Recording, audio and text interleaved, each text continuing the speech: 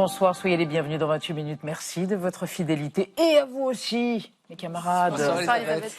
Ce soir au sommaire, deux actualités. Tout d'abord, la tentative d'assassinat de Donald Trump, 5e en 10 ans, du jamais vu dans l'histoire américaine, qui a pourtant connu plusieurs présidents assassinés. Le dernier, JFK, John Fitzgerald Kennedy, tué à Dallas en 1963. Comment expliquer une telle violence qui gangrène et fragilise la démocratie américaine? Pour la porte-parole de la Maison-Blanche, c'est clair. The left-wing cult of hatred against the president and all of those who support him and work for him has gotten multiple people hurt and killed, and it almost did so again this weekend. On y reviendra ce soir. Autre actualité, le 1er mai et le boulot. Le gouvernement souhaite que les fleuristes et les boulangers puissent faire travailler leurs salariés volontaires le 1er mai. Un projet de loi a été présenté ce matin au Conseil des ministres pour 2027. Alors, principe de réalité économique ou totem intouchable pour les syndicats mis à mal. On évoquera ces deux sujets ce soir avant de vous retrouver, Marie Bonisseau et Xavier Mauduit pour vos chroniques. Et avec la science, Elisabeth, pour éviter le pire, la revue Nature annonce que des scientifiques ont identifié un nouveau coronavirus. Nature, c'était bien cela, un coronavirus transmissible à l'homme. Et ce coronavirus, identifié en laboratoire, je vous rassure, nous vient des chauves-souris. L'occasion de se poser la question, pourquoi ces pauvres souris seraient-elles chauves? Moi, c'est un choix. Vraiment. Et vous, Marie? Moi, je vous fais le récit du sauvetage en cours d'une pauvre baleine à bosse qui s'est échouée en Allemagne et qui fascine tout le pays depuis plus d'un mois. Elle a même un prénom? Elle s'appelle Timmy. À tout à l'heure. Et pour commencer, joie immense de recevoir Frédéric Pajac, le créateur du Festival du dessin d'Arles, dont la 4e édition court jusqu'au 17 mai. Pour Pajac, écrivain, dessinateur, éditeur et auteur des admirables Manifestes incertains, des biographies dessinées consacrées à des artistes marginaux et fulgurants. Écrire sans dessiner, ce serait comme vivre sans respirer. On reçoit un génie, disons le mot, un génie, une légende inspirée, l'œuvre au noir, Pajac.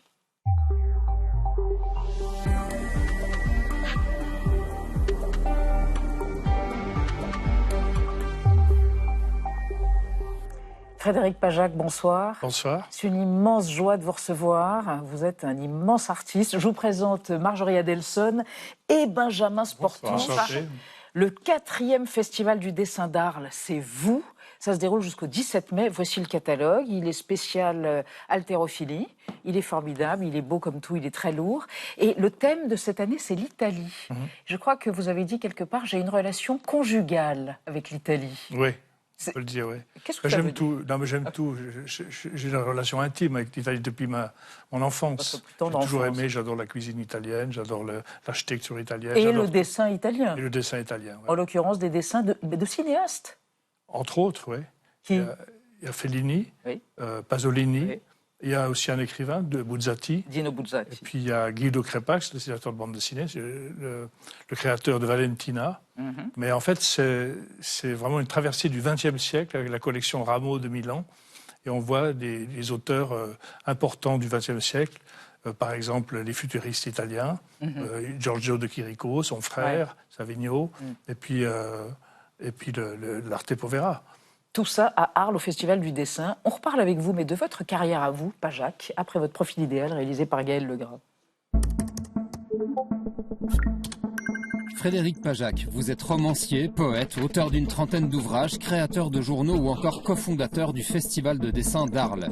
Multiplier les activités artistiques permet-il de sublimer la mélancolie? Pour répondre à cette question, vous avez le profil idéal. Vous naissez le 10 décembre 1955 à Suresnes, en banlieue parisienne. Votre mère Katia enseigne la langue allemande, votre père est peintre. Sa curiosité intellectuelle était insatiable. Le 27 juillet 1965, entre Paris et Strasbourg, il meurt dans un accident de voiture à l'âge de 35 ans. J'avais 9 ans, j'ai toujours 9 ans, depuis je suis en déracinement perpétuel. En Suisse, dans les années 80, vous fondez Voir, le magazine des arts ou encore le journal satirique L'Éternité. En 1999, à l'âge de 45 ans, vous publiez L'immense solitude. Dans ce livre écrit et dessiné, vous mélangez autobiographie et récit des derniers séjours de Nietzsche et de l'écrivain italien Cesare Pavese à Turin. Nietzsche et Pavese, deux orphelins de père comme vous, deux jusqu'au boutiste de la mélancolie. En 2002, avec Humour, vous vous intéressez à la vie de l'écrivain irlandais James Joyce. Il dit justement toute mon œuvre est humoristique et au fond les gens ne le comprennent pas. Je me suis dit, est-ce que je vais trouver l'humour? Mais je ne l'ai pas trouvé, finalement. J'ai trouvé, au fond, le désespoir. À partir de 2012, vous inaugurez une série intitulée Manifeste incertain. Sur le modèle de votre immense solitude, en associant texte et dessin, vous racontez Walter Benjamin, Ezra Pound, Vincent Van Gogh, Malcolm Lowry, Alberto Giacometti, Fernando Pessoa, ou encore les poétesses Emily Dickinson et Marina Tsvetaeva. J'interprète leur désespoir avec les yeux de mon désespoir. Emily Dickinson ne publie qu'une dizaine de poésies dans un journal local de son vivant. Marina Tsvetaeva est éliminée de la poésie russe par l'Union soviétique. Depuis le 18 avril et jusqu'au 17 mai à Arles se tient le festival du dessin que vous dirigez. À propos du dessin, vous précisez « C'est notre premier langage dans l'histoire de l'humanité, mais c'est aussi notre premier langage comme enfant ». Ben oui, on se souvient de l'art pariétal, les grottes de Lascaux ou de Chauvet. Votre premier dessin, Frédéric Pajac, vous en souvenez? Je crois que vous en souvenez très bien. C'était une baleine un peu particulière? Oui, une baleine avec des dents en chocolat. Avec des dents en chocolat. Elle était en couleur ou en noir et blanc? En couleur. Et vous êtes passé quand au noir et blanc? Beaucoup plus. Ah, je suis passé très tard. Très tard. 45 ans. Oui. Dans un certain Frédéric Pajac, que voici, qui a été publié en 2017, vos admirateurs, ce sont même plus des admirateurs, c'est des admirateurs, parlent de vous. C'est souvent lyrique. Il y en a un qui dit l'œuvre de Pajac, c'est un long sanglot inconsolable. Et puis il y a quelqu'un qui s'appelle Philippe Garnier, un traducteur, qui dit c'est un prodigieux emmerdeur, Pajac. Ça veut dire quoi? En quoi êtes-vous un emmerdeur? Je ne sais rien, il faut lui laisser la liberté de... C'est la liberté de commenter. Je ne me considère pas comme un emmerdeur. Comme quoi? Comme un poète? Oui. Benjamin. Alors vous avez choisi pour cette nouvelle édition du Festival de dessin Éric Cantona comme parrain. Pourquoi donc? Pourquoi cette personnalité? Alors j'avais entendu parler, je crois à la radio ou à la télévision, je ne me souviens plus, il parlait du dessin, de la peinture, et il disait qu'il peignait lui-même et qu'il était collectionneur. Et il m'avait beaucoup touché, la façon dont il a parlé de ça, et son père, que j'ai rencontré d'ailleurs, a fait de la peinture, il était infirmier psychiatrique, et puis à côté de ça, il faisait de la peinture. Et donc je me suis dit, tiens, si ce serait une bonne idée de le rencontrer et de lui proposer d'être le parrain. Et donc il a tout de suite accepté. Il s'est même étonné qu'on ne lui ait pas demandé ça à la première édition. Donc, en toute modestie, en somme. En toute modestie, oui. Non, mais je suis très content d'avoir fait sa connaissance. La différence entre le dessin et l'écriture. Le dessin, vous évoquez ça comme une transe ou un rêve éveillé, alors que pour écrire, il faut être pleinement, absolument conscient. Oui. Je pense que, enfin, dans mon cas, en tout cas... j'écris tous les jours, je lis beaucoup surtout, parce que pour faire un livre sur Tsvetaeva, par exemple... Écrire, c'est lire. Il faut beaucoup lire, oui, tout à fait. Et puis, donc j'écris de façon consciente, concentrée, etc.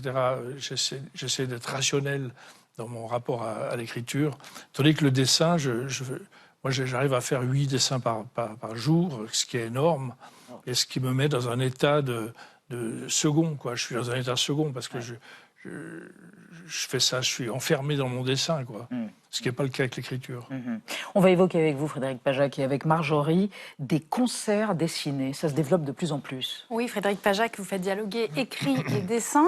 D'autres font des ponts entre dessin et musique. En France, les concerts dessinés, vous le disiez, prennent de plus en plus d'ampleur. Alors le concept est simple, des artistes dessinent des œuvres en même temps qu'un concert en live, vous le voyez.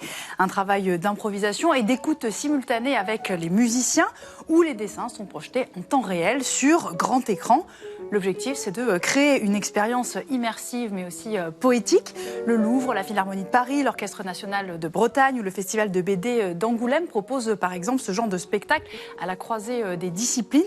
Frédéric Pajac, est-ce que créer des passerelles comme ça entre le dessin et d'autres disciplines artistiques, c'est une manière aussi de le rendre plus populaire ? Plus populaire, je ne sais pas, parce que, en fait, il y a un malentendu, parce que les gens croient que le dessin, ça s'adresse à une élite.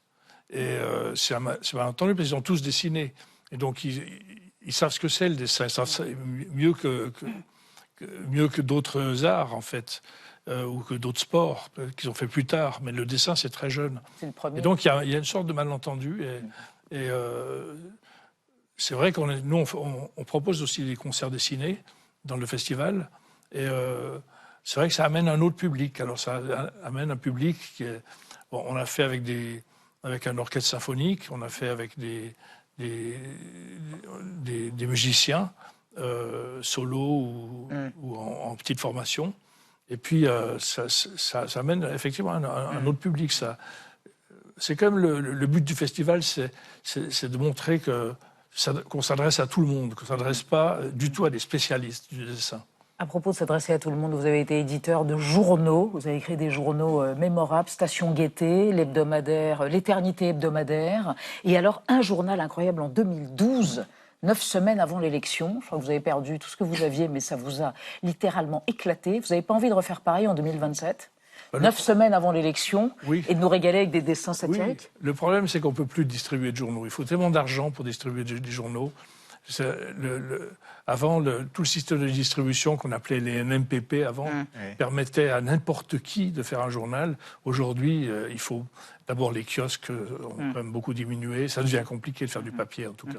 Frédéric Pajac, vous dirigez la collection Les Cahiers dessinés, une maison d'édition que vous avez co-créée avec une millionnaire philanthrope humaniste, Vera Michalski. Je voudrais avoir votre sentiment sur ce que fait un autre millionnaire de l'édition, un certain Vincent Bolloré, qui se livre à une guerre culturelle en rachetant différentes maisons ou en investissant de l'intérieur des maisons d'édition et en changeant ses dirigeants. Qu'est-ce que ça vous inspire ?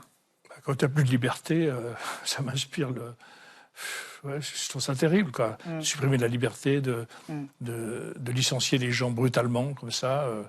Je trouve que c'est vraiment triste, quoi. Et on ne va pas vers des jours meilleurs, quoi. Une dernière chose, vous avez 71 ans, on peut dire votre âge gamin. Vous avez eu le Goncourt de la biographie, je crois que c'était en 2019 pour la biographie, le livre sur Emily Dickinson. Et puis le Médicis Essai en 2014. Et pourtant vous dites, je rote mon enfance, je n'en finis pas de roter, je règle d'incalculables comptes avec elle. Vous êtes inconsolable et vous ne serez jamais en paix, Frédéric Pajac ? Je crois que c'est même Freud qui disait ça, c'est que quand on perd quelqu'un, un parent proche, enfin un père ou une mère, eh bien on n'est jamais consolé. Et c'est vrai que moi je pense tout le temps à mon père en fait, même j'en rêve encore beaucoup, c'est quelque chose, et c'est en même temps une source d'inspiration pour moi. C'est une source dans le prochain livre que je vais sortir en octobre. Manifeste incertain, numéro 11. Sur Saint François d'Assise. Enfin. Parce que vous savez que c'est les 800 ans de la mort de Saint François d'Assise, le 4 octobre. Et donc, je parle je parle pas que de Saint François d'Assise, je parle aussi de mon père. Merci Frédéric Pajac, vous qui adorez la télévision, d'être venu sur le plateau de 28 minutes sur Arte. À vous. Et merci. Et donc, jusqu'au 17 mai, à Arles, les Marseillais, les Arlésiens, les Parisiens, les gens de partout vont... oui, c'est ça. Et le 17 mai, il y a une grande fête. Philippe Catherine. Oui, il y a Philippe Catherine qui va chanter aussi, et qui dessine. Et il y a une grande fête avec Eric Cantona qui sera bien sûr, le parrain de la 4e édition du Salon du dessin de Arles, créé par monsieur ici présent. Merci Pajac. Merci. On va passer à restez 2 secondes, on va passer à nos 2 débats d'actualité. Dans un instant, on va revenir sur le 1er mai qui ne sera bientôt plus si chômé que ça. Fleuristes et boulangers pourront bientôt faire travailler leurs salariés volontaires en les payant double. Est-ce un sacrilège ? On en parlera tout à l'heure. Mais d'abord, on revient sur la tentative d'assassinat de Donald Trump qui a eu lieu samedi dernier. Est-il une victime de la violence politique qui s'exprime depuis 2 siècles aux États-Unis, ou bien son idéologie et sa personnalité alimentent-elles ce climat délétère, mortifère? On en parle après la mise au point de Sandrine Le Calvez.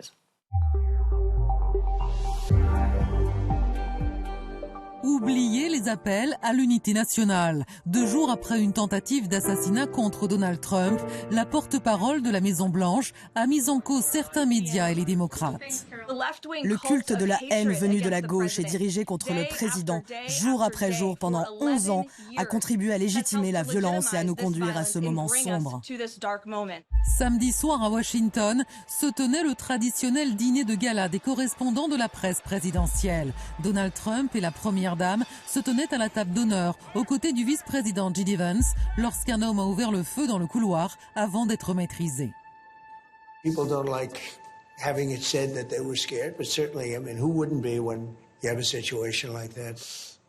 We live in a crazy world. En 10 ans, Donald Trump a été la cible de pas moins de 5 tentatives d'assassinat, comme ce 13 juillet 2024 en Pennsylvanie, lors d'un meeting, un tireur le blesse à l'oreille. Donald Trump alimente-t-il cette violence? Les démocrates accusent le président d'engendrer un climat de haine, notamment depuis l'assaut du Capitole par ses partisans en 2021. Le président a gracié les émeutiers violents. Beaucoup d'entre eux sont rentrés chez eux dans tout le pays pour récidiver. Et l'un d'entre eux a menacé de me tuer. La polarisation extrême de la politique américaine s'accompagne d'une banalisation des discours violents envers des élus de tous bords et d'une multiplication des passages à l'acte. En septembre dernier, Charlie Kirk, proche du président, est assassiné.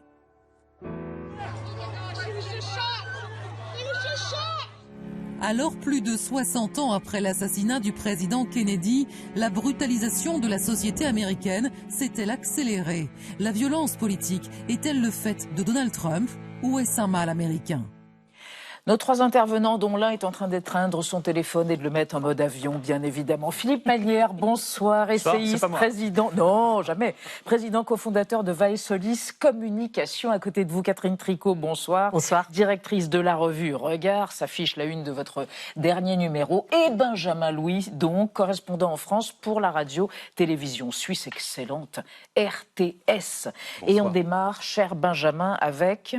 ce premier sujet, oui, directement dans le vif du sujet. Catherine Tricot, c'est la personnalité de Trump qui explique une telle violence politique ou c'est un peu un raccourci aujourd'hui de dire cela? C'est lié à sa personnalité? Je pense que 3 en 18 mois, ça commence à faire beaucoup. Donc on peut dire qu'il cristallise pas mal, mais enfin ça s'installe sur un terreau qui vient de loin, qui vient de très loin. On peut même dire que ça vient de l'histoire américaine, non? Les États-Unis, c'est la conquête de l'Ouest sur le dos des Indiens. C'est quand même un génocide qui n'a jamais été résolu au sens... incorporé, compris et autocritiqué. Exactement. Après l'esclavage et puis la guerre qui s'en est suivie pour s'y opposer et qui n'a jamais été non plus complètement résolue. On sait bien que la discrimination aux États-Unis reste très très très puissante. Donc c'est un pays. Donc c'est presque consubstantiel à ce pays, ce que vous avez l'air de dire. Je crois, mais c'est pas travaillé. Et ils ont développé, un rapport violent avec cette dissémination des armes. Il y a plus de 100 attaques massives dans les écoles aux États-Unis par an. Donc pour se rendre compte, c'est un truc de dingue. En même temps, Philippe Manière, on dit qu'il est très clivant, Trump, que les mots qu'il utilise peuvent être violents eux-mêmes. Est-ce que c'est pas ça aussi qui nourrit la question que vous posez, c'est est-ce qu'il cristallise quelque chose? Ce qui lui est arrivé. D'abord, il faut quand même observer, moi j'ai strictement aucune sympathie pour Trump, je sais, mais enfin, on va quand même pas, lui qui est la victime de tentatives d'attentat, on va quand même pas le rendre responsable. Deuxième chose, les États-Unis, c'est un pays, comme vous savez, immense, très compliqué, et où on voit de tout, et où cohabitent des idées très fortes, très prégnantes, mais qui semblent contradictoires vu de l'extérieur. Et les États-Unis, c'est un pays où, à cause de cet amendement qui permet le port d'armes, on l'a dit à l'instant, il y a une violence qui est permanente. Et en même temps, et ça pour le coup on l'a perdu avant Trump, mais Trump contribue au mouvement, c'était le pays de la conversation civique. C'est-à-dire qu'aux États-Unis, il y avait une tradition de désaccord. Vous savez, cette expression américaine, let's agree to disagree, constructive dissent, etc. Les gens parlaient, y compris d'ailleurs au Congrès, quand on n'avait pas encore ce qu'ils appellent un dysfunctional Congress, quand le Congrès fonctionnait encore. Avant il y avait, vous savez, ces accords transpartisans, etc. Donc il y avait aux États-Unis la coexistence d'une violence, vraiment. Je crois qu'il y a 4 présidents des États-Unis qui ont été assassinés, 35% d'entre eux ont fait l'objet d'attaques à main armée, donc c'est quand même assez spectaculaire, enfin d'attaques violentes. Et en même temps, il y avait cette espèce de conversation. Moi, la violence, elle ne m'étonne pas tellement. C'est vrai que le personnage Trump attire sans doute les dingues et les gens qui sont polarisés de l'autre côté. Ce qui me navre vraiment, et ça préexiste à Trump, pour être honnête, même si Trump le renforce, c'est l'érosion de cette dimension très importante de la vie civique américaine, qui était cette espèce de conversation permanente et paisible, même s'il y avait des dingues qui tiraient un peu plus qu'ailleurs. Et ça, honnêtement, c'est la polarisation qu'il explique. Là. Ça a disparu et c'est bien dommage. On verra aux élections de mi-term, de mi-mandat. Peut-être que cette conversation va revenir de force parce qu'il y aura peut-être enfin un contre-pouvoir à Trump et à sa base MAGA, parce que les démocrates, a priori, devraient remporter une majorité à la Chambre. Donc on verra. Et peut-être au Sénat. Et peut-être au Sénat. Ouais. Et puis, juste revenir sur une chose qu'a dit Catherine Tricot, qui est effectivement très intéressante, sur, certes, alors oui, on peut pas le rendre responsable d'une tentative d'être... Eux rendent responsable les démocrates, vous voyez, donc il y a quand même une question de responsabilité qui est renvoyée. Il y a une instrumentalisation qui a été, mais immédiate, premièrement. Et puis ensuite, on ne peut pas non plus totalement le disculper. Il faut reprendre le discours de Donald Trump. Ce sont on les a banalisés aujourd'hui parce que notamment les chancelleries européennes disent c'est insignifiant, pas la peine de répondre. Mais il faut reprendre les phrases de Donald Trump quand il parle des migrants. Ils disent qu'ils empoisonnent le sang de la nation. Cette phrase n'est pas d'Adolf Hitler, elle est de Donald Trump. Il envoie les brigades de ICE, de la police de l'immigration, arrêter des enfants devant leur école, arrêter des citoyens américains par erreur, les enfermer pendant un moment et ensuite les relâcher parce qu'on s'est rendu compte que finalement on n'aurait pas dû les prendre. Bref, il y a quand même un terreau terrible d'une tension mais incroyable, d'une violence verbale, politique, sociale qui est hallucinante aux États-Unis. Et il n'y a pas que des tentatives d'assassinat politique, il y a eu des assassinats entre guillemets politico-sociaux avec ce directeur d'une grande compagnie d'assurance qui s'est fait estourbir en pleine rue. C'est injustifiable, non? Et cet assassinat est injustifiable, le directeur de la compagnie d'assurance par Luigi Mangione. On ne peut justifier aucune tentative et aucun assassinat, absolument. Ensuite, on peut aussi étudier ce qui est le terreau de cette violence qui est quand même hors norme. Il y a des questions historiques et il y a des questions totalement d'actualité. Et en même temps, ce que vous dites là, Catherine Tricot, les Américains disent, voilà, c'est aussi pour ça que ce président, on l'a élu, parce qu'il dit les choses, parce qu'il parle comme nous, quitte maintenant aussi à en faire le terreau d'une certaine violence. Alors, il les dit de manière violente, il les dit de façon à crisper crisper la société dans son ensemble, mais moi, je pense qu'il y a aussi une question qui est un peu plus, qui rejoint ce que vous disiez à propos de la conversation. C'est-à-dire qu'en fait, j'ai l'impression qu'il y a une violence qui est liée aussi à une impossibilité. C'est-à-dire qu'on est devant une société, et nos sociétés, c'est pas simplement la société américaine qui est devant des enjeux et de plus en plus durs à démêler et dans lesquels la politique, la démocratie a du mal à apporter la réponse. Et donc, je veux dire, ça exacerbe les tensions, la violence. Moi, je crois qu'on est devant cette difficulté du temps qui est américaine, mais qui ne prend pas les formes les mêmes en C'est vrai, c'est vrai. Chez eux, ça prend des formes particulières, mais c'est vrai que partout en Occident, l'adversaire politique, l'opposant politique est devenu un ennemi à abattre. On le voit bien aussi, d'ailleurs, dans la logomachie d'un certain nombre de partis en France. C'est-à-dire que la manière dont on parle des gens avec qui on est en désaccord, c'est énormément durci. Chez nous aussi. Alors, nous, on n'a pas ni les armes en très grand nombre pour les Américains. Ce sont des ennemis. Voilà, exactement. Et il reste quand même une sorte de tabou en France là-dessus, en France et dans les pays d'Europe en général. Mais on n'est pas à l'abri. Il faut quand même regarder les choses en face. Malheureusement, tous les excès qu'on a constatés aux États-Unis au fil des 50 dernières années, nous les avons importés dans la joie et la bonne humeur dans les 5 ou 10 ans qui suivaient. Donc Dieu nous en garde, mais c'est vrai que il y a une particularité américaine à raison du nombre d'armes, mais ce n'est pas une exclusivité américaine. Attendez, on va y revenir, mais juste une archive pour effectivement se remémorer que ce n'est pas la première fois qu'un président américain est victime d'une tentative d'attentat. En mars 81, Ronald Reagan l'a été, et justement devant le même hôtel que là où s'est passée la tentative d'assassinat de Donald Trump, c'était l'hôtel Hilton de Washington. 14h30 à Washington hier, le président Reagan souriant sort de l'hôtel Hilton et les coups de feu éclatent. Alors la confusion la plus totale. Les policiers, les gardes du corps se précipitent sur le jeune garçon qui a tiré, John Hinckley, 25 ans. Ils l'immobilisent. Il y a 2 blessés. En haut sur votre écran, un homme des services secrets. Un peu plus loin, un policier par terre.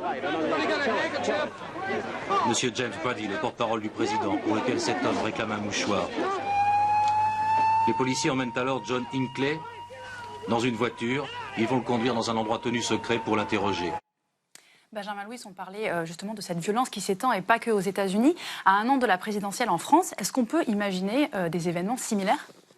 Similaire, j'en sais rien, je ne l'espère pas. Je crois que les derniers rapports des services de renseignement disent qu'il y a une augmentation des groupuscules extrémistes violents liés à des tendances politiques, que ce soit de l'extrême gauche jusqu'à l'extrême droite. Donc ces mouvements sont en augmentation et en radicalisation. Est-ce qu'on en arrivera à ce que l'on voit en ce moment aux États-Unis? Non, je crois qu'on est quand même vraiment face là à un extrême aux États-Unis. Je pense pas. Et c'est vraiment pas souhaitable. Après, ce qui est vrai, c'est que, et vous l'avez très bien dit, le discours est en train de se durcir. La manière dont les rapports entre politiques se font est en train de se radicaliser. Mais c'est pas à cause de n'importe qui, c'est à cause aussi et en grande partie de l'influence américaine des algorithmes des réseaux sociaux comme X par exemple, qui poussent des contenus même chez nous, particulièrement chez nous en Europe. J'étais à la conférence de Munich lorsque J.D. Vance nous a donné une leçon à nous, les Européens, une leçon de ce qu'est la démocratie, de ce que devraient être les rapports entre les humains dans nos pays et ce que devraient être nos sociétés, comment nous devrions nous comporter vis-à-vis de la migration. Je vous avoue que ce discours-là, il n'était absolument pas caché, il était totalement décomplexé vis-à-vis de nous également. Donc il y a une volonté qui est très claire et qui est organisée de radicaliser le discours politique en Europe. Et vous auriez jusqu'à dire qu'il y a une instrumentalisation de cette violence quand Donald Trump dit « j'ai beaucoup étudié le mot assassinat, on s'en prend uniquement aux présidents importants ». Voilà ce qu'il est, une sorte de président martyr. Le plus important. Ouais, le plus important. Il est l'un des plus importants. Ah bah, évidemment. Moi, ce que je crois, c'est que ça excède quand même le strict sphère de la politique et des politiques, des hommes et des femmes politiques. C'est-à-dire que vous avez parlé des réseaux sociaux et je pense que s'ils ont cette influence-là, si ça fonctionne aussi, c'est qu'en fait, cette colère qui s'exprime de manière éventuellement violente, alors par les mots, mais aussi des fois par l'impuissance, ce sentiment d'impuissance devant les difficultés. Alors évidemment, on a tous en mémoire les Gilets jaunes qui ont été vraiment la façon française d'exprimer un peuple qui a le sentiment de ne plus se faire entendre, de ne plus pouvoir agir et qui s'exprime de façon éventuellement violente. Mais c'est ça que je voulais dire tout à l'heure. Ça ne relève pas simplement du discours politique, ça revient d'une difficulté à résoudre les problèmes de la société. Non mais j'entends ce que vous dites les uns et les autres. Il y a les algorithmes, il y a les réseaux sociaux, il y a la technique, il y a la manipulation éventuelle des magas qui veulent exporter leur thèse. Moi, je crois quand même profondément à la responsabilité individuelle. On est tous un peu responsables de nos actes. Et par exemple, c'est ni MAGA ni les algorithmes qui invitent Madame Panot à dire nous ne laisserons pas l'extrême droite. Le chef de file Panot. Nous ne laisserons pas l'extrême droite arriver au pouvoir par les urnes. Alors moi, j'ai strictement aucun désir de voir l'extrême droite arriver au pouvoir par les urnes. Mais qu'est-ce que ça veut dire ? Ça veut dire que si l'extrême droite gagnait les élections, c'est un appel à la violence. Vous ne lui faites pas dire un peu plus qu'elle n'en dit. Là, pardon, qu'est-ce que ça veut dire ? C'est qu'elle va s'engager pour que ça n'arrive pas. C'est un autre débat. Non, mais vous faites... C'est un autre débat. Non, c'est pas un autre débat, parce que ça veut dire qu'il y a un surmoi qui a disparu. Il y a des choses qu'on n'osait pas dire. Très bien. On respectait la démocratie, c'était la bottom line. Je pense que vous lui en faites dire trop. Écoutez, qu'est-ce que ça veut dire ? J'en sais rien, mais moi je comprends ça. Je comprends que si on ne laisse pas faire les élections, je vois pas très bien Philippe Manière, comment vous traduisez ça. J'avais envie de vous sortir un brin de muguet, on est à 2 jours du 1er mai, mais j'en ai pas. Merci. Mais c'est pour évoquer le 1er mai. Est-ce qu'on pourra en acheter ? Deuxième actualité autour du 1er mai, bientôt plus si chômé que ça précisément, puisque le ministre du Travail a présenté ce matin en Conseil des ministres un projet de loi pour que fleuristes et boulangers puissent travailler en cette journée si symbolique. Les fleuristes, les artisans fleuristes et les artisans boulangers-pâtissiers pourront donc exercer leur activité le 1er mai avec leurs salariés, à la double condition, quand même, on la rappelle, double condition, volontariat des salariés et paiement au moins le double, donc au moins x2 en termes de rémunération pour ce jour particulier pour les salariés.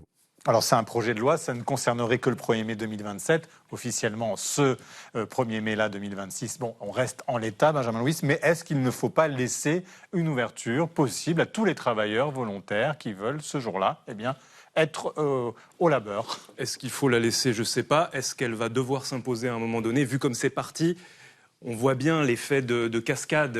Encore une fois, là, le gouvernement agit par petites touches, par rustine, par mesurette, pour finalement se retirer tout en donnant quand même un sucre au milieu professionnel.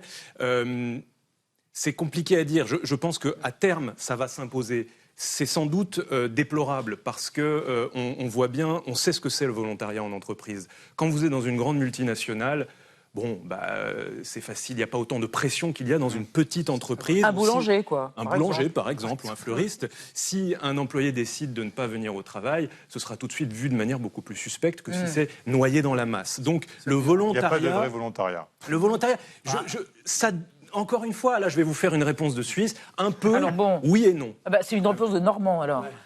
Non, c'est le meilleur argument. Le meilleur argument, c'est qu'on ne pourra jamais vérifier la réalité du volontariat. Oui. Donc c'est vrai que c'est une très bonne raison d'être suspicieux. Quand on a dit ça, on n'a pas tout dit. C'est-à-dire que s'il y a des gens qui vraiment, parce que c'est pas parce qu'on ne pourra pas vérifier qu'il y a des volontaires qu'il n'y aura pas de volontaires. Il y a des tas de gens qui ont envie de travailler, de gagner un petit peu plus d'argent. Et il se trouve qu'il y a beaucoup de gens payés double. Oui, bien sûr, ils sont payés double. Et il y a beaucoup de gens qui ont envie d'acheter du pain ou du muguet.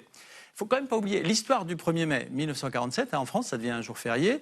Ça devient un jour férié quelques jours avant que le Parti communiste sorte de la majorité. Donc le Parti communiste, depuis la Libération, faisait partie, j'allais dire la SERP, mais en gros de la majorité. Et pourquoi on fait ça? Alors d'abord, il y a évidemment la mémoire du 1er mai 1881, Chicago, des salariés qui sont dans la rue, qui protestent et violences policières. Donc très bien, il faut commémorer ça, c'est très condamnable naturellement. Mais il y avait aussi l'idée que si c'était férié, les gens iraient manifester. C'était pour ça aussi qu'on l'avait fait. Vous allez rire, 3 semaines après, le Parti communiste perd le pouvoir. Non mais je ne dis pas qu'il ne faut pas avoir un 1er mai, je dis qu'il ne faut jamais imaginer que tout ça c'est fleurs des champs et petits oiseaux. Il y a des idées derrière. Moi, je suis sensible aussi, je dois vous dire, à l'idée qu'il y a un jour où on ne fait rien. C'est un peu l'idée du Shabbat dans un sens. C'est-à-dire que ce jour-là, personne ne travaille. Bon. Mais on n'est plus en 1947. C'est-à-dire qu'aujourd'hui, il y a plus grand monde qui croit... qu'il faut au point, respecter qu'il y a 74% des Français qui sont favorables à ce que les salariés volontaires puissent travailler le 1er dans des commerces de proximité avec une rémunération double. Oui, d'accord. Alors le problème, c'est qu'évidemment, dit comme ça ne souffre pas de discussion. Est-ce que vous voulez travailler double, payer double, je ne sais pas quoi. Bon. Mais l'histoire du 1er mai, c'est un petit peu autre chose. Une société, ça tient aussi par des dates, des symboles, des rendez-vous. Et qu'est-ce que ça raconte le 1er mai? Ça raconte que les droits sociaux, notamment les droits des travailleurs, ils ont été acquis dans des luttes.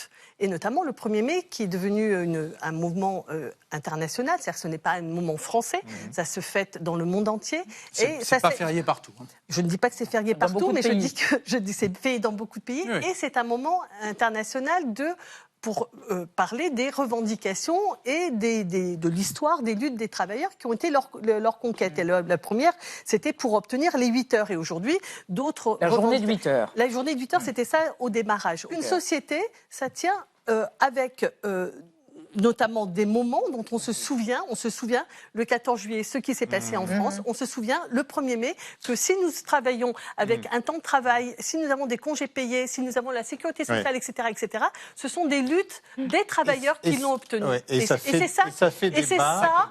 C'est ça que Gabriel attaque. Oui. Et Gabriel, l'ancien Premier ministre, le met en cause. Et si on se souvient bien, son mentor Emmanuel Macron s'est fait connaître dans la politique avec les lois travail, qui étaient des lois de détricotage des droits sociaux des travailleurs. Et alors vous avez un allié inattendu qui est Gérald Darmanin, le ministre de la Justice. Regardez ce qu'il dit. Ne pas travailler le 1er mai n'est donc pas dépassé. C'est un moment de repos en dehors de la frénésie du monde, parfois contre l'argent roi. En même temps, on peut se poser la question, Jean-Louis, s'il n'y a pas un intérêt politique électoraliste à quelques mois de l'élection présidentielle, à 1 an de l'élection présidentielle. Plus personne n'est sincère, ça c'est sûr. Plus personne n'est sincère. Alors là, c'est terminé. Là, pour les 13 prochains mois, c'est fini. Moi, je suis sincère. Mais vous ne vous présentez pas, rassurez-nous. Bon, d'accord. Et ce qui est écrit sur ce tweet, c'est un peu populiste, mais ça fonctionne. Et en soi, c'est une vraie réflexion. C'est vrai que les dominicales, vous avez de être volontariat. C'est pour ça que j'évoquais le Shabbat. L'idée qu'il y a un moment où on s'arrête complètement, c'est sympa. Pardon, mais je voudrais Benjamin Louis, ça n'a pas fini. Allumer la lumière, il y a juste une chose, vous évoquez la religion, c'est intéressant. Dans ce cas-là, alors, si on n'est pas forcément attaché au symbole, sachant qu'une grande majorité des jours fériés en France sont calqués, et en Suisse aussi d'ailleurs, et dans plein d'autres pays européens, sont calqués sur la religion catholique, dont les églises se vident d'année en année. Si on compare le nombre de personnes qui vont à l'église le dimanche et le nombre de personnes qui défilent le 1er mai, je ne suis pas sûr que... Il y en a de moins en moins qui défilent aussi. Hein. Tout ça fiche le camp. Bon, mais encore une fois, peut-être pourquoi pas remettre en question un autre jour férié, l'Ascension par exemple. Pourquoi mettre en question les jours fériés Parce que vous allez rire, on ne travaille pas assez en France. Ah oui, alors là, productivité. Alors en effet, ça je vais dire que je vais rire, parce que si on s'imagine qu'on va régler les problèmes de la France en supprimant les jours fériés, franchement, c'est de la grosse rigolade. Alors là, ce qui m'intéresse, parce que je suis très sensible à ce que vous disiez tout à l'heure sur les symboles, la force des symboles. Oui. Mais en France, on a une espèce de réflexe pavlovien, quand il y a un symbole, on s'arrête de bosser. Est-ce que vous avez déjà été en Angleterre le 11 novembre ? Le 11 novembre, tout le monde bosse. Mais à 11h11, il y a des sirènes. Si vous êtes dans l'Eurostar, il y a des annonces. Et les gens s'arrêtent pendant 1 minute, à 11h11. Voilà. Pour commémorer. Pour commémorer. Le 11 novembre, à 11h11, on respecte pendant 1 minute. Ça n'empêche pas de bosser. Vous savez bien que le nombre de jours fériés en France est à peu près équivalent à celui de l'Europe. Parce que là, les jours fériés, c'est une des dimensions du problème. Tout à fait, c'est pour ça que je vous disais que laisser de côté les jours fériés. La Turquie, où il y a le moins d'heures ouvrées par habitant. Donc, parce qu'on rentre plus tard sur le marché du travail, on part à la retraite plus tôt. Et donc, on va faire travailler les jours fériés. Je ne vous dis pas ça. Je vous dis que ce que vous mettez sur le terrain du travail travail, les jours oui, fériés. les Français Attendez, à travaillent. contrario, la CGT propose, elle, de rajouter un jour férié. C'est le 8 mars, une date symbolique, celle de la journée internationale des droits des femmes. C'est ce que veut sa secrétaire générale Sophie Binet. Comme pour le 1er mai, elle estime que le 8 mars doit devenir un jour férié, chômé et rémunéré. Une idée qui a été écartée par le ministre du Travail, Jean-Pierre Farandou, qui affirme surtout que le pays doit produire plus. Alors c'est vrai que la France, elle est souvent perçue comme championne des jours fériés.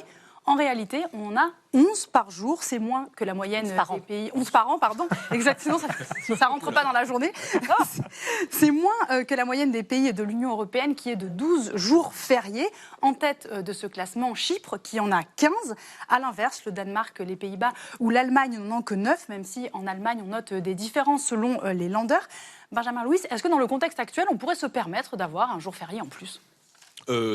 Surtout pas au mois de mai, en tout cas, parce qu'il y en a suffisamment. C'est en mars, là, a priori. Et c'est quelque chose qui fait beaucoup rire mes compatriotes. C'est ce sport, oui, absolument. Suisses, oui. C'est ce sport français de placer exactement, précisément ces jours de congé au mois de mai pour essayer d'avoir le plus de jours de vacances avec le moins de jours. Parce qu'on a l'image d'être un peuple qui travaille peu. Mais c'est un cliché, encore une fois, parce que ça résiste pas aux chiffres. On est dans la moyenne européenne. La France est dans la moyenne européenne. Il y a pour les jours fériés, pas pour le nombre d'heures. Mais c'est surtout parce qu'il y a ce mois de mai qui est une succession de jours fériés. Ouais, et c'est vrai que si vous voulez contacter quelqu'un dans une administration en France au mois de mai, c'est quand même compliqué. Ouais. C'est quand même prendre les choses par petits bouts de la lorgnette que penser que le problème de la France, c'est le nombre de jours fériés. Franchement, c'est vraiment pas ça le sujet. Non, pas le nombre de jours fériés, mais la quantité d'heures ouvrées, je vous assure, c'est très lié à la France. Très bien. On ne les mettra pas d'accord. Voilà. On n'a pas de muguet pour eux, mais la prochaine fois, vous viendrez. Il y aura des champignons. Voilà. Merci à tous les trois. On va rester dans l'actualité avec Xavier Mauduit et Marie Bonisseau, un spécial biodiversité avec un nouveau coronavirus découvert en Afrique du Sud chez des chauves-souris. Et une baleine à bosse échouée sur une plage de la mer Baltique au nord de l'Allemagne mobilise sauveteurs, badauds et scientifiques. Mais d'abord, le mot vedette du jour, c'est démarchandisation. C'est entendu. Démarchandiser la vie, qu'est-ce que ça veut dire ? De démarchandisation. Sur la démarchandisation. Qu'est-ce que ça veut dire ? Exactement ce que ça dit. Merci de m'en dire un peu plus. Entendu. La vie secrète des mots vedettes. Démarchandisation. Le mot ne fait pas rêver, il a même un petit côté formulaire Cerfa ou meuble Ikea sans notice. Marchandiser du latin mercari, commercer. On y ajoute le préfixe dé et l'on défait le geste. En gros, démarchandiser, c'est extraire du marché ce qui n'a rien à y faire. L'eau que l'on boit, l'énergie qui éclaire, le logement, la santé, l'éducation ou le grand âge. Le credo, c'est celui du député socialiste Boris Vallaud. Nos vies ressemblent de plus en plus à une immense boutique où tout peut passer à la caisse. Un monde où tout s'achète. Une nuit d'hôtel, une playlist, un trajet, quelques secondes d'attention. Notre temps libre se fait happer par les plateformes et notre ennui se transforme en temps d'écran. Derrière la démarchandisation, il y a une vieille idée, celle du Hongrois Karl Polanyi. En 1944, il explique déjà qu'on traite comme des marchandises ce qui ne devrait pas l'être, la nature ou le travail. Il parle même de marchandises fictives parce qu'elles ne sont pas produites pour être vendues mais qu'on les vend quand même. L'économie ne se contente pas d'organiser la société, elle la dirige. Polanyi appelle ça le désencastrement, quand l'économie sort du cadre, un peu comme un caddie sans frein dans une pente. Mais démarchandiser ne veut pas dire tout nationaliser, il faut tracer une limite et sortir du marché ce qui relève du vital, du bien commun et de la cohésion sociale. Concrètement, régie publique, crèche ou EHPAD associatif, logement coopératif, économie sociale et solidaire. La vraie question n'est pas seulement économique, elle est politique. Un monde où tout a un prix ne sait plus ce qui a de la valeur. Oscar Wilde l'avait bien compris. Un cynique est quelqu'un qui connaît le prix de tout et la valeur de rien. Sur ce, je vous laisse. Je ne sais pas ce que ça valait, mais ça vous a coûté 2 minutes. C'était tellement bien, c'était sans prix, Olivier Boucreux, Marie Bonisseau, Xavier Mauduit, lors de vos chroniques. Alors, la revue Nature, for sure, annonce que des scientifiques ont identifié en laboratoire un nouveau coronavirus transmissible à l'humain chez des chauves-souris, donc qui le portent au Kenya. Et puisque vous êtes chauve et que... Non, vous souriez. Voilà, Souris, c'est ça. bien sûr. Eh bien, vous nous racontez une histoire. Ben oui, nous partons en 1877. Pour une fois que ça Elisabeth. sert, la chauffitude. Exactement. C'est à ce moment-là que l'ethnologue Eugène Roland fait paraître le premier volume de sa faune populaire de la France, un premier volume qu'il consacre aux mammifères. Alors, ce sont les mammifères sauvages sur ce premier volume. Et avant la musaraigne, avant la taupe, avant le sanglier, le premier qu'il présente, c'est la chauve-souris. Alors attention, cet homme-là est un ethnologue. Enfin, on parlait à ce moment-là de folklore, c'est-à-dire qu'il n'y a pas du tout la démarche d'un naturaliste. Lui, ce qui l'intéresse, c'est collecter les noms que l'on donne dans les différentes régions à cet animal. Et avec toutes les informations qu'il apporte, eh bien, nous pouvons aborder une question qui n'est toujours pas tranchée.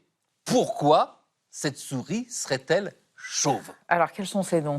Alors, vous savez, déjà, vous avez l'idée de la souris. Ça, c'est une association avec cet animal qui est ancienne, presque comme une évidence. C'est-à-dire que, de manière très marginale, il y a l'idée qu'il s'agit d'un oiseau. Non, c'est réellement un mammifère. Et puis, il y a des grandes familles de noms qui s'imposent. Alors, il y a déjà l'idée qui s'appuie sur le vol. C'est ça qui est mis en avant. C'est ce qu'on va retrouver avec la ratapignata. La ratapignata, nous sommes du côté de Nice. C'est comme ça qu'on désigne la chauve-souris. Ou alors la ratepenade. Là, on est en Provence. Donc, rata, c'est la souris. Penade, c'est la plume, c'est l'aile. Vous voyez bien la logique.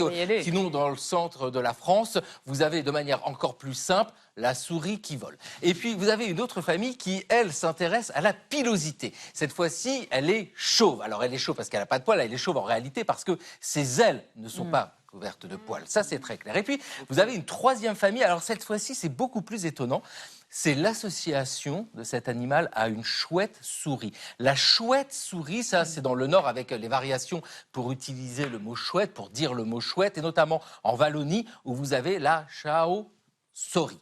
Et c'est là qu'au 19e siècle se met en place un débat entre linguistes pour trouver l'origine. Parce que vous avez un linguiste, Charles Grand-Gagnage, c'est un Belge, et c'est important qu'il soit belge, qui avance l'idée que chouette souris, ça c'est l'origine. Alors chao-souris, et puis ensuite déformé, c'est devenu chauve. Et Émile Littré, donc le grand linguiste français, lui, qui est formidable, et c'est la référence qui dit non, pas du tout, parce que l'on trouve dans des textes très anciens déjà l'idée qu'elle était chauve. Alors était-elle chouette avant d'être chauve? Je vous dis, ce n'est pas encore tranché. En tout cas, vous pouvez utiliser un autre mot, c'est le nom zoologique, c'est chiroptère, parce que là vous avez l'idée, c'est magique aussi par l'étymologie grecque, c'est la main qui vole. Effectivement, l'aile de chauve-souris, c'est une main, regardez, ce sont des doigts. Et moi, quand j'apprends des choses comme ça, vous l'avez compris Elisabeth, je souris et je suis contente d'évoluer. Et vous êtes chauve et chouette. Et on rappelle qu'elle est précieuse pour la biodiversité. Exactement. Elle est farouche et elle mange toutes sortes d'insectes, dont des moustiques. C'est pour ça que nous On adore les chauves-souris, animal préféré. Si, Marie, alors un cétacé échoué en mer Baltique génère une attention, ah ben oui, mais phénoménale. On l'a même nommé. Ouais, Timmy. Timmy. Ils lui ont donné un petit nom. Ça fait plus d'un mois que Timmy s'est échoué. Alors là, en ce moment même où je vous parle, l'opération de sauvetage est en cours. Vous avez des Allemandes et des Allemands par milliers qui suivent à la trace un bateau qui doit ramener cette baleine en mer du Nord. Alors, qu'est-ce qui s'est passé? Elle s'est perdue. Cette baleine à bosse, c'est un mâle. Peut-être qu'elle a suivi un banc de harengs, peut-être qu'elle a été désorientée à cause d'un sous-marin, on ne sait pas. En tout cas, l'animal est venu s'échouer sur un banc de sable tout au nord de l'Allemagne, face à la plage de Timmendorfer, d'où son surnom Timmy. Ça, c'était il y a longtemps, le 23 mars dernier. Depuis, ça a été la foire aux idées pour essayer de faire bouger cet animal. D'abord, les autorités ont proposé de creuser le sable. La baleine s'est dégagée, elle a nagé, alléluia, elle est allée se rééchouer un tout petit peu plus loin.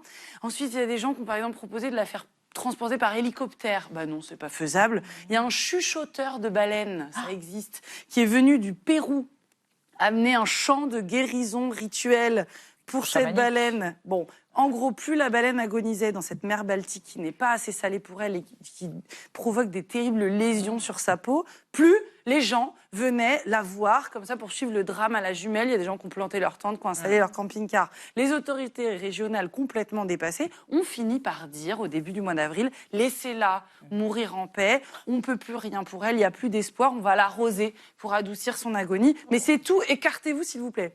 Tollé dans l'opinion publique. Il y a un des scientifiques qui était associé à cette décision de la laisser, qui a reçu des menaces de mort. Des gens lui ont dit que les mouettes te déchiquettent. Il a reçu ça. Il y a un élu aussi qui est carrément sous escorte policière. Il y a des théories du complot qui ont fleuri. Des gens ont dit que c'était les scientifiques qui voulaient laisser mourir la baleine pour récupérer son squelette et l'exposer au musée. Bref, mi-avril, retournement de situation, 2 millionnaires. Une dame qui a fait fortune dans les courses hippiques, et un monsieur qui a une chaîne de matériel, de vente de matériel électronique. Bref, ils ont financé sur leur fonds privé une opération de la dernière chance. Alors au début, regardez ce qu'ils voulaient faire. Ils voulaient soulever la baleine avec des sortes de ballons en plastique. Ça n'a pas marché. Finalement, ils l'ont soulevée avec des sangles. Et ils ont réussi hier à la faire rentrer dans une immense barge qui est actuellement remorquée très lentement. Ça va mettre plusieurs jours. Avec la baleine dedans, et voilà, vous voyez, on veut l'emmener jusqu'en mer du Nord, où là, l'animal enfin sera relâché s'il est en forme. Alors, il y a des assos comme Greenpeace qui disent que c'est de l'acharnement sur un animal qui est en train de mourir. D'autres, beaucoup, y croient. Pour la fin de l'histoire, c'est en cours. Je vous conseille le site du Bild, le média allemand, qui vous donne, mais c'est minute par minute, vraiment, des nouvelles de cette épopée. Mais on va les prendre. Ah bah oui. Hein, c'est haletant. Merci. Merci de votre fidélité et à demain, à 20h05. Tchuss.